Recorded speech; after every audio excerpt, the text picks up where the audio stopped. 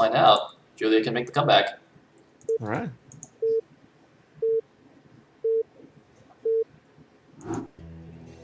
Okay, looks like at the bottom right position as the purple Protoss we have DragOn, and at the 12 o'clock as the teal Zerg we will have Julia. Okay. Now, one thing that I remember when I was, I think I was casting with Vodi, he mentioned that 3-player maps usually are better for Zerg because they can, once they take the natural, then it's very difficult for the, like, they can take more map than the Protoss can. So basically, it kind of mentioned that.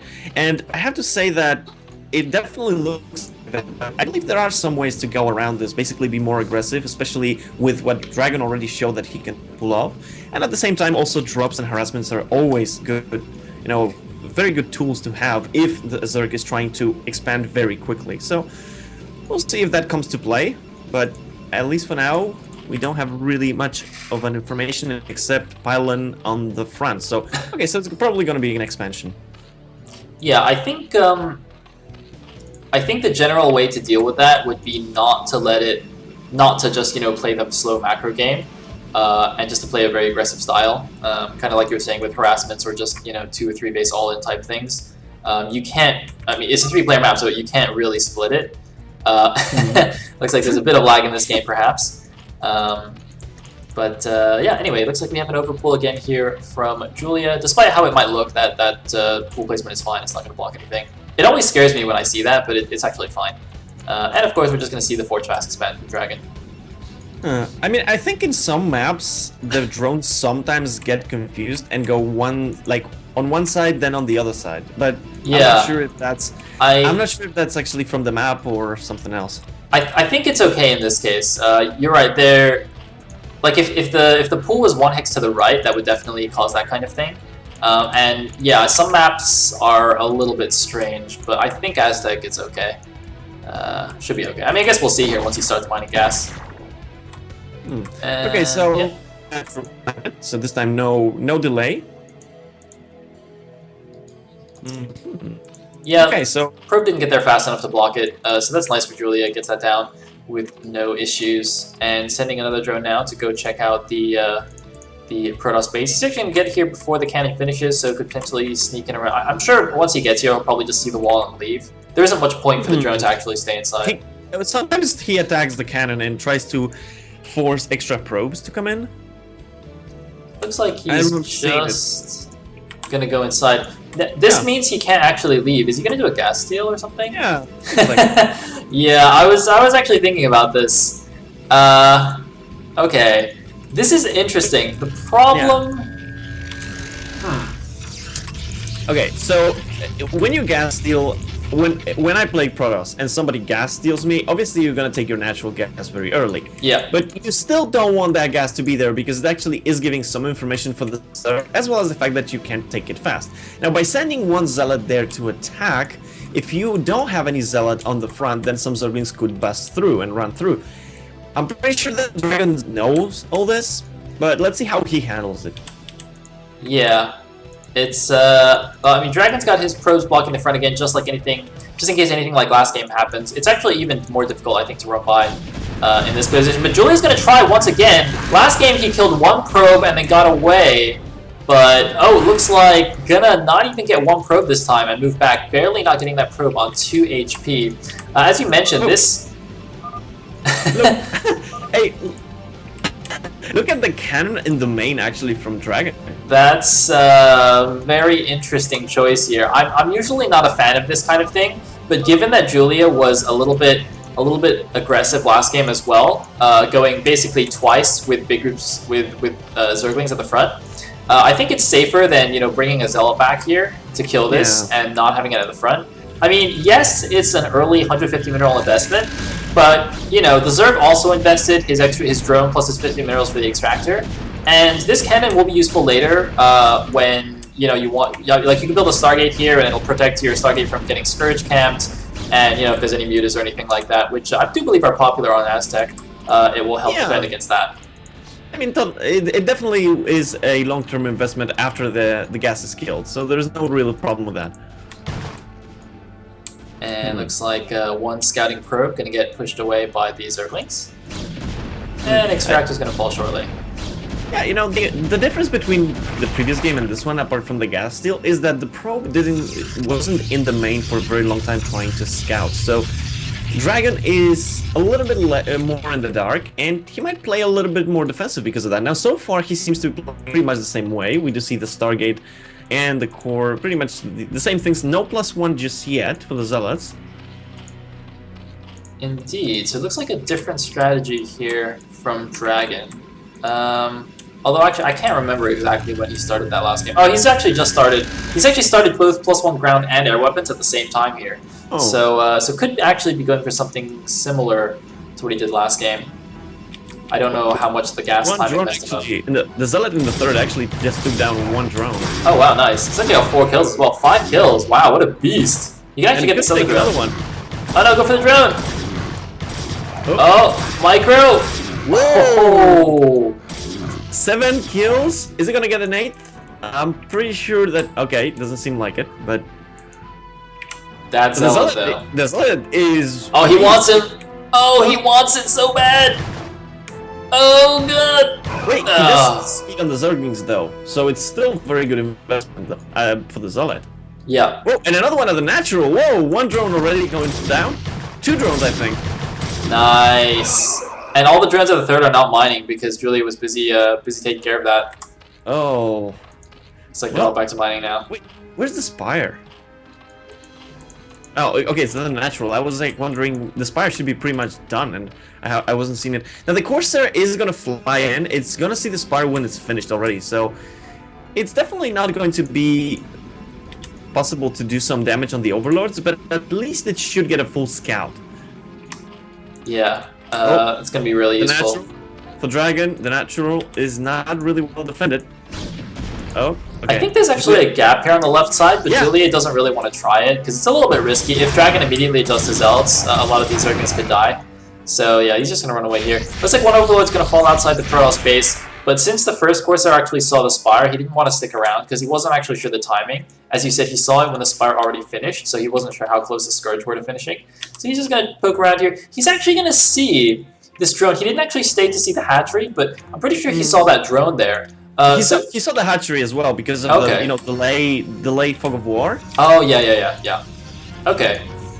So that's actually very important. So basically, Julie's going for the same macro style as last game, and as you mentioned in the beginning of the cast, that's actually even better on Aztec because there's a 3-player map. So DragOn again needs to do something quite aggressive to make sure the Zerg doesn't profit from this too much.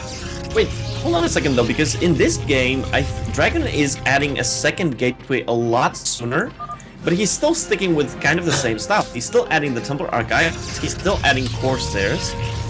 So I think he's going to try to put some pressure a little bit earlier with the Zealots, but probably continue with the same style because more gateways are being added.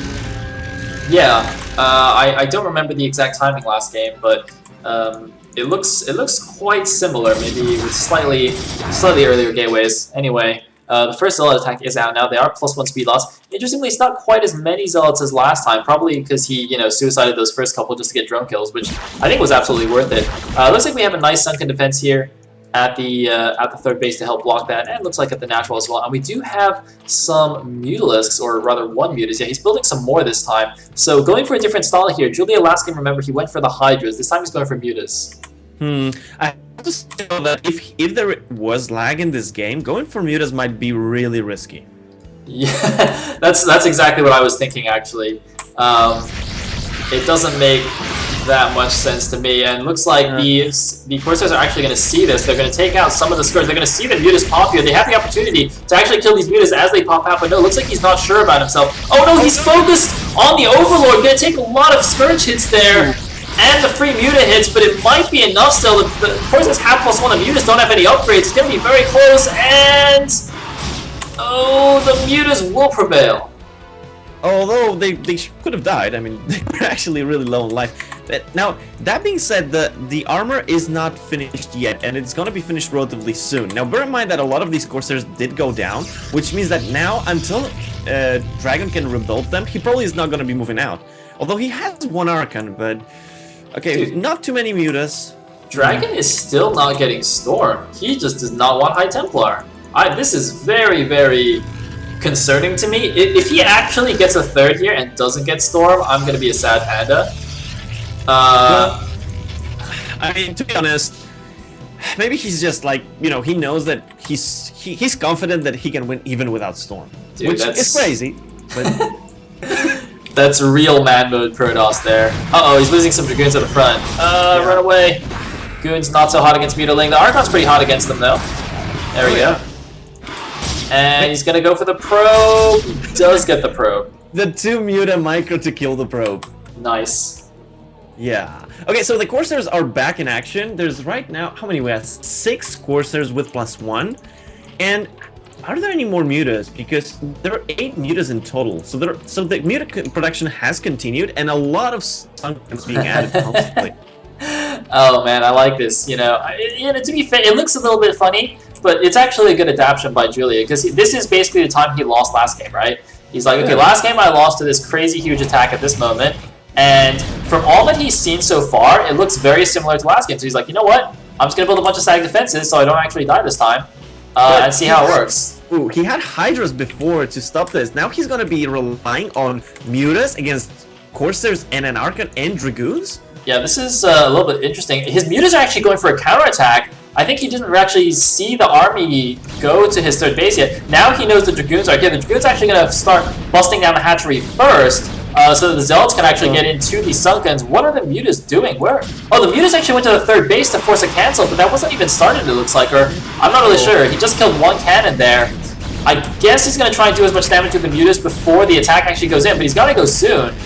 Yeah, and I think that was again a fake, because the third was never started. There were only 2 pylons there, 1 cannon. Protoss is actually supply blocked though. He's actually been supply blocked for some reason. And Dragon very smartly, look at this, he's building extra cannons in his mineral lines because he knows Julia could potentially go for a big counter-attack with the Mutas on the drone lines and just rely on the Sunkens to defend. Yeah. Look how many Sunkens there are. The Lurkers are morphing as well, and there's no observer, so if Dragon wants to go, he has to go now. Okay, he's going. Oh my god, this is the timing. He needs to kill everything here before the Lurkers finish. Are gonna finish. They're gonna finish. Oh man, the Lurkers finished. It looks like Dragon's gonna ignore them though. They're gonna do a lot of damage to these Zealots, but it might not even matter. The Hydra Den is under attack as well. I think that's a little bit of wasted effort. The Scourge coming in, a really nice Scourge hits on the Corsairs, but it's not enough. There's too many Corsairs left. The Lurkers are doing massive work on the Zealots. They've killed so many Zealots, but it doesn't matter. And Julia types out. Oh man! Wow. I mean, he was going to probably lose the economy at the 4th base. At the same time, he would probably lose the 3rd, so it would be 2 base against 2 base. And he just lost the Mutas, and there was 2 Corsairs. So, I guess, you know, yeah, it makes sense. I don't think he could recover from that. That series looked almost exactly like DeWalt versus Eonzer, where the Protoss does the same, like, 2 base all-in twice in a row and wins both games, and the series is instantly over. Yeah. I'm actually wondering, because, like, okay, any Zerg that Dragon would play in the future, if you've seen these games, like, if Bakri watches these games, I guarantee you that build will never work against him, because as soon as you see the first Archon, that is a massive tell. Yeah. Protosses will almost, unless they're like almost like they're dying to an all-in, they should almost never build the first 2 High Templars into an Archon. You should almost always keep those for Storms, like to save energy, right? So the fact that he was making those into an Archon, I feel like is a pretty big giveaway on the build. Now, obviously, Julia probably never actually faced this build before, particularly from Dragon, so he didn't really know. And just seeing it one game wasn't enough to indicate what was happening in the second game. But I feel like this is yeah, I feel like you can study this game and really understand. Yeah, I mean, there definitely are a few ways to stop this. One of the most common ones would basically be to go for Lurkers earlier. And with that, if you, instead of investing maybe so much in Mutas, but I mean, it's still tricky to know exactly, but definitely there are ways to create something. Yeah, I do like how he at least tried something different in the second game. You know, the same 4 base, but going for Mutas instead of Hydras, just to see if that would work better. I mean, it didn't, but yeah, pretty good. All right.